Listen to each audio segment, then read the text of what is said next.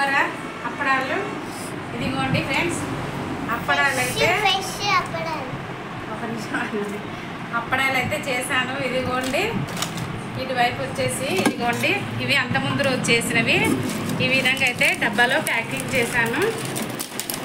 ఇదిగోండి ఒట్టి గారినాయి డబ్బాలు అయితే వేసి పెట్టినా చూడండి.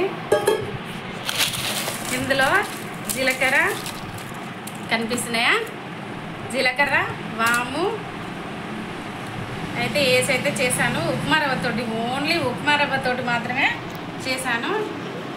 కొద్దిగా కరివేపాకు కూడా యాడ్ చేశాను అక్కడక్కడ.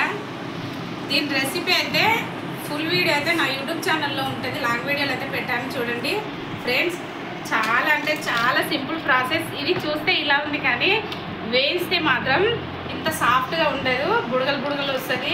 టేస్ట్ మాత్రం అదిరిపోతుంది. వామ అంటే ఎవరికైనా ఇష్టమే కదా. వామ చేసినప్పుడు అయితే ఎంత టేస్ట్ ఉంటాయో నేను చెప్పాల్సిన అవసరం లేదు.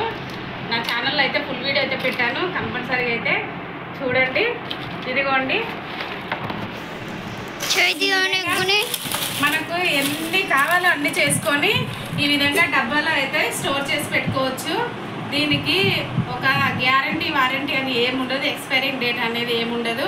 కాకపోతే మనం చేసేది ఏంటంటే ఒట్టిగా ఎండడమే మనం చేయాల్సిన మెయిన్ పాయింట్. ఎంత ఒట్టిగా ఎండితే అన్ని రోజులు ఎక్కువ అనేది వస్తుంది ఫ్రెండ్స్. మీరు కూడా ఇంట్లో అయితే తయారు చేసుకోండి. చాలా అంటే చాలా సులువు. బాగా కనిపిస్తుంది కదా చూడండి ఎంత పల్చగా ఉందో. ఇగో ఇక్కడ చూస్తుంటే బయటగా కనిపిస్తుంది, అంత పల్చగా ఉంది. వేసి మాత్రం చాలా అంటే చాలా మందంగా వస్తుంది. ఇదిగోండి ఈ విధంగా అయితే స్టోర్ చేసి పెట్టుకోవచ్చు. మనకి ఎన్ని కావాలంటే అన్ని చేసుకోవచ్చు.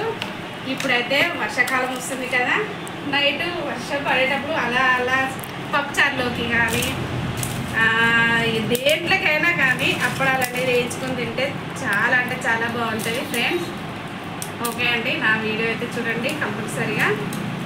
వెళ్తూ వెళ్తూ ఒక లైక్ అయితే చేసుకోండి, ఒక సబ్స్క్రైబ్ చేసుకోండి. Okay bye friends.